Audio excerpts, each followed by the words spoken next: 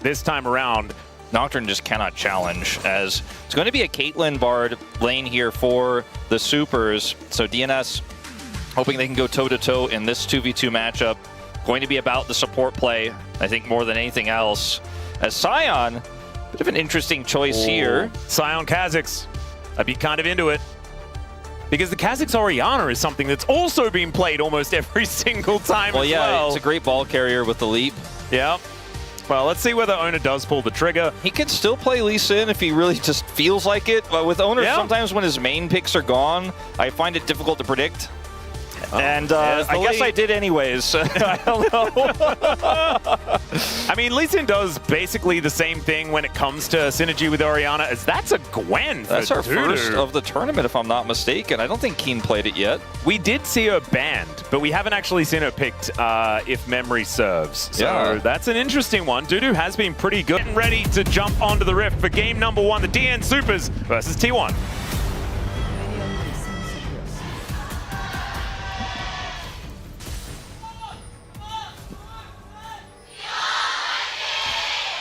Well, turns out T1 fans are certainly plentiful here at Jijik Park today, but the DN Supers not without their volume as well. And let's see how it's going to go as we get into this laning phase. Faker throwing orbs around and Closer throwing soldiers around. We're not throwing them, but just spawning them. Yeah, spawning them. I guess Conquering Sands kind of is like he's throwing them around. I guess he kind of like throws or waves his spear around. You could consider it throwing it around to get them to be summoned. Yeah. Well, Faker is getting a little bit aggressive. He will take a lot of damage, but he gets this wave in, so it works out pretty well for him. And this is an issue here for T1 if the bottom lane goes poorly, because the top lane is pretty winning, pretty smashing for Dudu. So Keria and Paze need to be very careful with how this bottom lane goes. Paze went barrier, which makes a ton of sense into this draft, and so he can combat the Caitlyn directly if Keria hits a few pokes and is able to get the right binding at the right time. So this is not an unplayable lane. A lot of the time when you lane into Caitlyn, you're like, well, that's just a wash. But with this, Nico actually do have a fighting chance, as Oner's going to look for an early gank to shut this Gwen down early. And Doran already has a pretty nice HP setup here. Yeah, and does have his cooldowns back as well, getting some grass procs, things like that, as Dudu dashes away. Really nicely done, utilizing that ward in the Pixel Brush, but had his eye glued to the minimap. If that was me, would have died. Doesn't matter about the ward. I'm just not looking. Not Dudu. Gonna spot it out and get himself out of there. Pureshik will be taking the Bramble back here, as Doran is still trading very well. And we were talking about the Gwen as being a great matchup into the Sion. Not yet, right? Yeah. The first few levels, Sion is just pretty ridiculous as a champion. And so Doran should be just fine, at least until, you know, level 6, things like that. A couple of item buys come through for the Gwen. Not great if you keep getting hit by fully stacked Qs, but still trade back. He's a little bit low on mana. Yeah, the blue stuff is problematic. Does have that snip stacked up as well, does Dudu. And we'll be able to find it there. Dashes out of the way, but everyone looking a little worse for wear towards that top side of the map. Faker playing like a man possessed in this lane so far, really putting the pressure on to Closer here early. Yeah. One of the players who obviously understands both sides of this matchup more than literally anyone who exists. True. So, I mean, he's been playing Azir into Orianna for what, 7 years? When was the most recent? So it was Azir that was released most recently. Is that like? It's over 10 years now. It has been over 10 years, yeah. Yeah, definitely over. Probably even longer than that. It's probably 13 years or something like that. But that's been how long he's been playing this matchup. Yeah. As Oner comes on over and looks to steal away his Raptor camp, as Pureshik was trying to get rid of that. That's going to even out the camps as well between the two junglers. TP's already expended here on the top side. So now that some items are coming through here for Dudu, he starts to get these levels in, and his level 6 is closer. Doran is not going to be able to just trade the way he has been, but he's keeping this wave near his turret. He's just being Sion. And the observers are watching this because we have seen already Doran's defensive tank lanes, the Cassante in particular, get solo killed. Yeah. So we always got to keep our eye in to see if Dudu is going to find an angle here or if Doran makes a mistake. Once again, Oner is on the top side of the map, but I don't think we'll be going for a gank this time around. Doesn't have a whole lot of camps right now, so we might have a little bit of time to find some sort of angle, but instead going to be heading southward even though that lane is well and truly shoved forward. Closer is somewhat pushed up as well into Faker, as we can see, as Peter magically journeying over, finds the flash cosmic binding onto Pays, but the follow-up not quite there, as the flash was utilized immediately from this Ezreal, not messing around as Peter goes for the play. That could be something that's really huge when Pyosik hits level 6 later on, so doesn't necessarily mean much now, but that's what flash cooldowns often eventuate into, is because they're so long, a play later on that is actually more lethal. So a really good gank here from Peter. Like a wraparound more than a gank. Speaking of which, Oner moving down as well. Seeing whether he can head through this tribe rush. There is a control ward as Needlework comes out from Dudu. Doran taking a lot of damage, but does find that stacked up Q. Dudu really respecting the fact that Doran was like a minion away from level 6, so he did not want to try to flash or do anything crazy there, just was happy with the trade he got, little tempo ult. Yep, the turret certainly a little bit of a problem if he does get crashed into by a train. And so, as it all stands, only about a 200 gold difference between the two squads, nothing really to be concerned about on either side. Berserker Greaves picked up for Dr. Just trying to go towards some attack speed early on. But you can see, hasn't really been the Caitlyn lane domination that we often expect from this champion. The Nico, like you were talking about, certainly doing her job in that lane, making sure that Keria and Pays are just fine. Peter is trying to be Mr. Worldwide right now, everywhere at once, but isn't going to find anything here in the mid lane. Faker is very prepared for this possibility. Pyosik gets level 6 before Oner, as you can see the XP bar highlighting right now on the left side of your screen, but doesn't have a great gank target, even with the prio in mid trying to push onto Oner, not realistic. And even though Pays is flashless, he's very far away from that lane right now, so I think it won't really matter all too much, but Nocturnes to get out of control, get ahead early, and get that Ultimate Hunter online early. Yeah, there's also the fact that, you know, Pays, he doesn't have Flash, but he does have Arcane Shift most of the time. And so they do need to be still a little bit cognizant of that. He is still very, very safe. As Dudu and Doran, here up towards his top side, some mist being played around by this Gwen, but otherwise nothing too much to report. So a pretty slow start to this game. And I have to say, probably does bode pretty well for the DN Supers. Probably wanting to get items number 1 or 2 on the majority of their carries. Dr. wanting even more than that to really find relevance in this game. I think Closer and Dudu really, alongside Pyosik, going to be a large proponent of what gets them into that late game to allow Dr. to then carry. Mid game certainly going to be controlled by them. So eyes going to be glued to where Dudu's going after that first item does come on in, and whether or not Closer can find any headway, because right now he is behind about a wave as this wave is crashing in mid. Faker certainly doing a great job keeping up with the farm. Any dragon you can get, especially with a late game comp like this, that is going to get, like when it's Infernal as a single Drake, even if you get that just that one Drake, you lose the next 2, that's going to be relevant stats for the whole game. For your scaling composition, buys you time to avoid dragon fights later, so they can use this mid prio here to somehow wrestle this dragon away. It would be huge for them, but they don't have enough control. They have a lot of vision control, but not enough control to actually start this one up at the moment. So it's like it's going to be a bit of a later first dragon here in our first game of this series.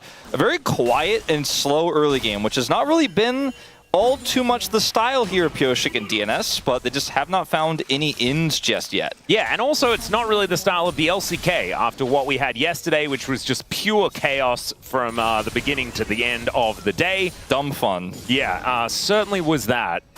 Just a ridiculous experience, as Doran not quite finding the roar of the Slayer there towards Dudu, and will need to go back home to recharge his mana bar.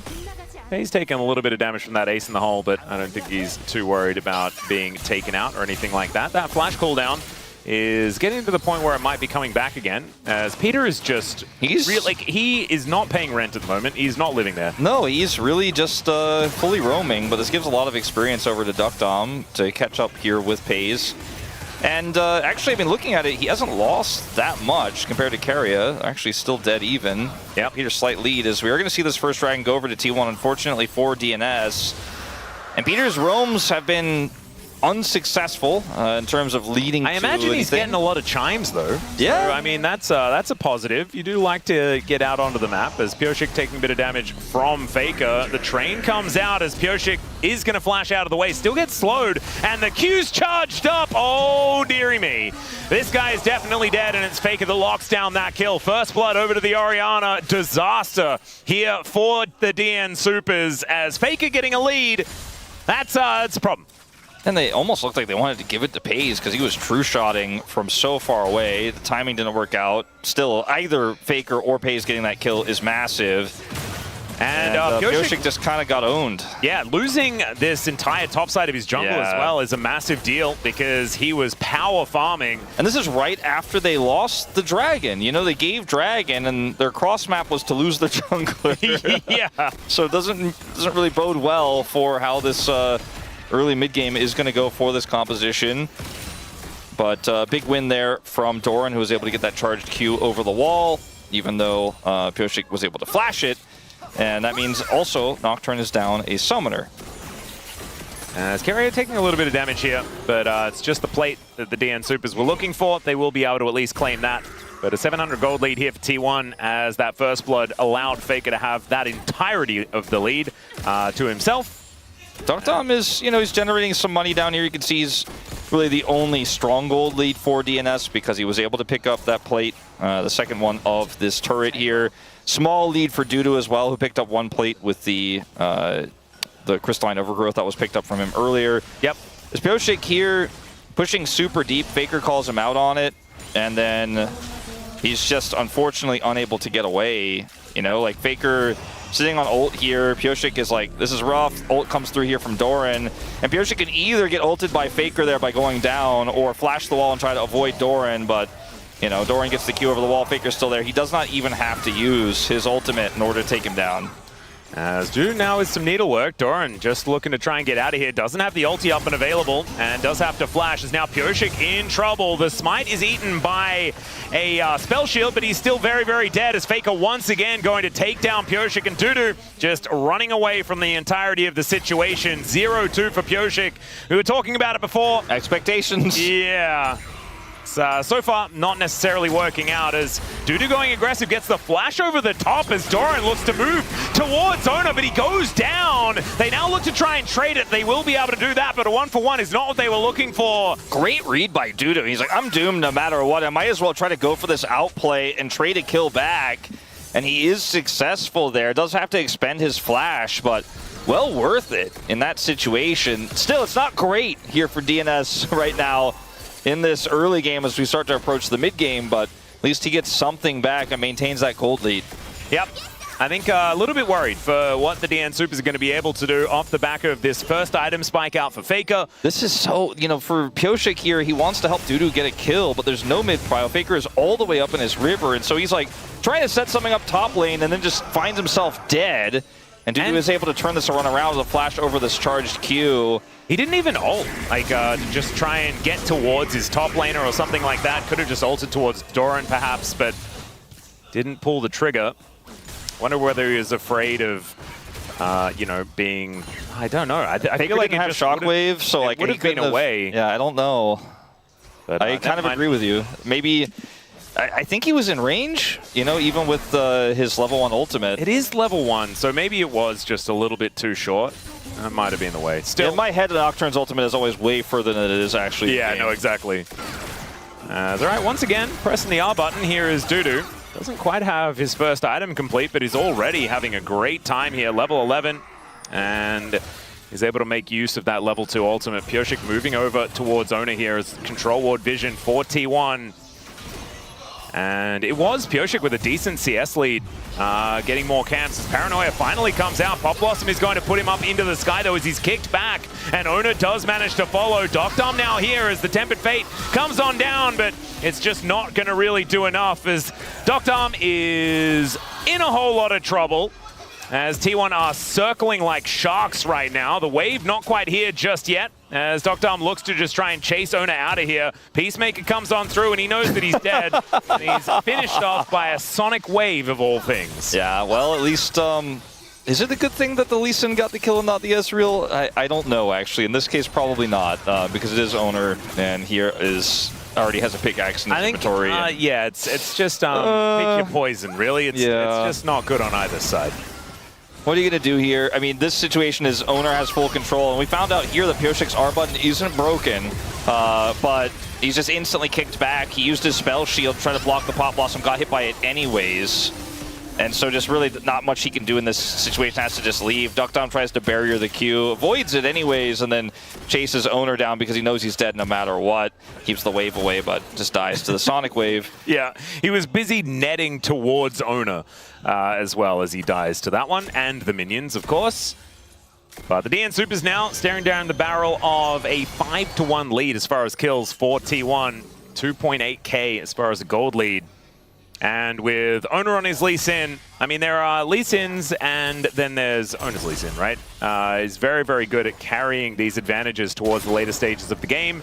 It is a Chemtech Soul. Orcs is at work today, but, you know, might have been, I don't know, getting lunch or something like that. Maybe not paying. Yeah, just perhaps was really, you know, maybe he was at that moment in time, like trying to go back and look at the Nocturne ultimate range we were talking about this confirm, like whether he was actually in range to ult the top lane, you know, just doing some research. It is what it is, like he would say. Yeah, that's what he would say, right? You know? Yeah, he's an what it is kind of guy.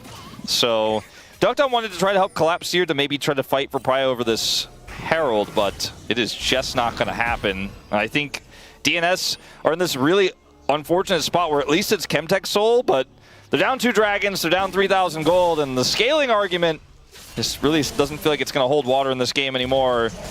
Well, Pioshik just looking for a bit of an angle here, but it's more of a protection rather than an actual aggressive move.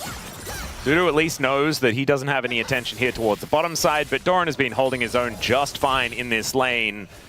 And the gold lead's really starting to erupt for T1 around the map.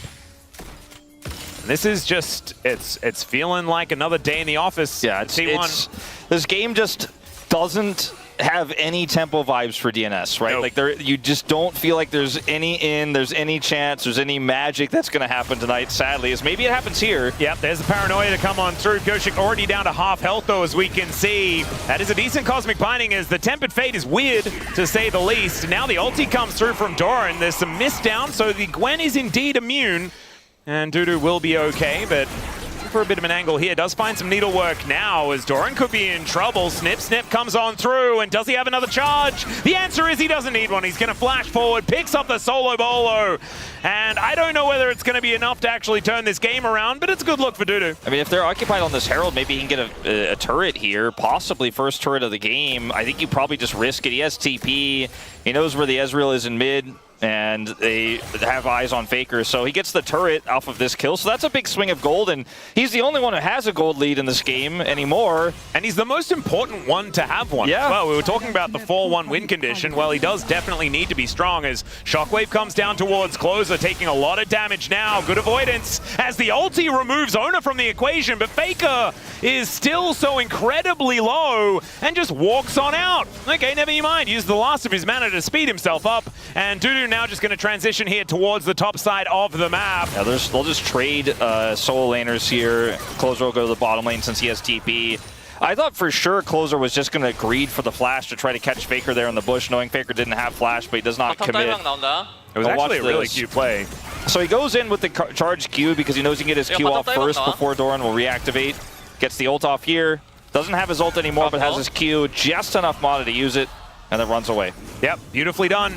And that is a massive swing. I mean, T1 were moving towards a 4,000 gold lead. It is now being cut in half by the DN Supers, and it's a 1.2 thousand gold advantage for the Gwen. Yeah, and it's a Gwen that is going to be a big threat moving into sides, right? They have 3 grubs, so that's part of why he was able to take that turret out so quickly post the kill onto Doran in the first place. And then when he traded spots here with Closer, who went to the bottom lane, actually didn't use his teleport, so he still has that.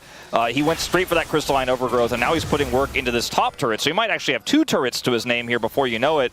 And Closer's going to play very respectfully here and just let this turret go in exchange. Yep. And say, look, I mean, There's no way I'm going to defend this. Yeah, and they also, I think, knew that Keria was in the area. Oner was stealing the camps on the bottom side. They have vision everywhere else, so pretty good chance, right? Yeah. Like they have vision on the top river. They had Prio in mid. They had that control ward even under the mid lane in that river brush. So it's like, okay, where is he? Probably coming for me right now. Yeah, this siege working out, though, for Doctom as he grabs a couple of plates. Yeah, great macro here, honestly, from DNS with this comp that makes it fairly easy to do so. You got a Caitlyn, you got a Gwen, you got a Nazir, but they're playing it really well. They're not making mistakes. Well, now T1 looking to try and lock down Soul Point. This dragon is up and available. Oner in the area.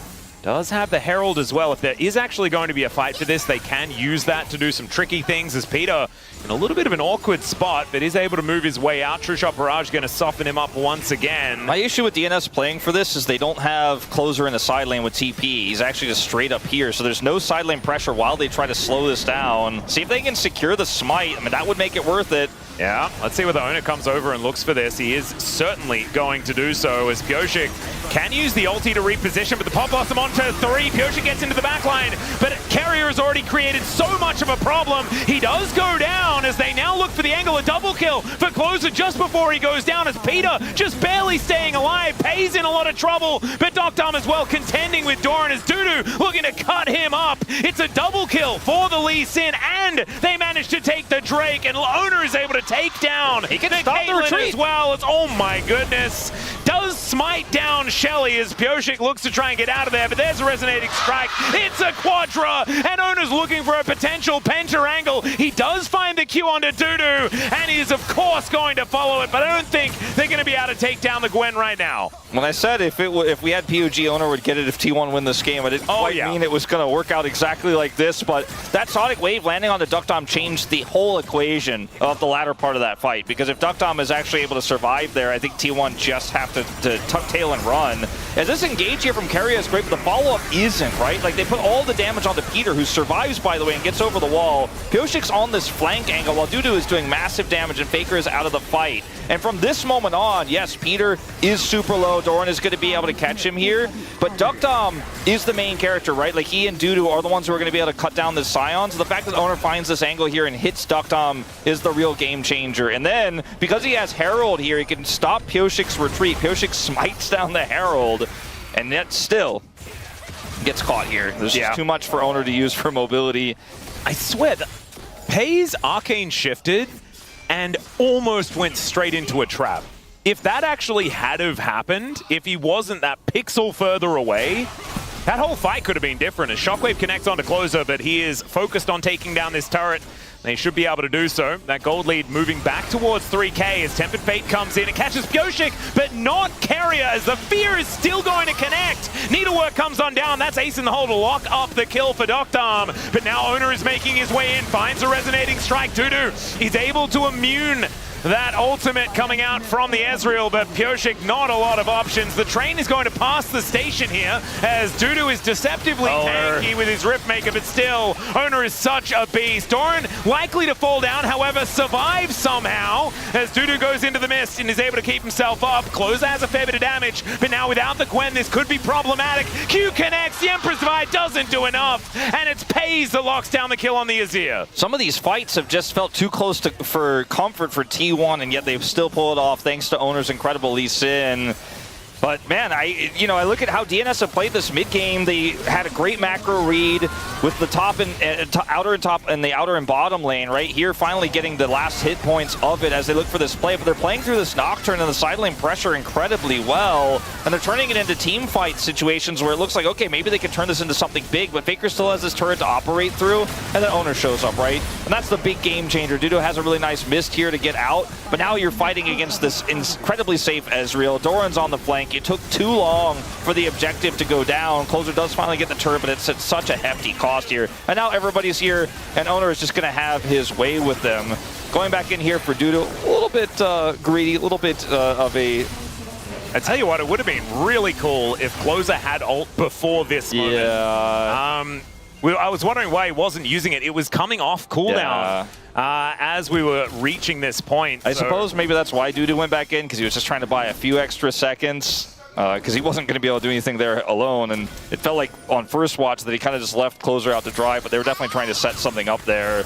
But it's these fights like 3,500 gold down, 4,000 gold down that are as close as they are because DNS are playing the map well that, you know, it gives you hope that this roster definitely has something in it, but they are so far behind now. Well, let's see whether they can find an angle here as the flash in from Dudu gets vision as well as they dive on top of the Ezreal. Pays just doesn't get to play the game. Pop Blossom trying to use defensively, but Keria will be able to keep himself alive, and now Oner makes his way in. My God, the damage of this Lee Sin, and the Shockwave is able to pick up the kill as well. Down goes Peter, the Emperor's Divide is there, but Closer, I don't think he's likely to survive this one, and Faker says absolutely not. Takes out that Golden Bird, and DNS are forced to run for the hills. It's just another almost miracle win for DNS where you're like, oh, how did they out-rotate T1 again?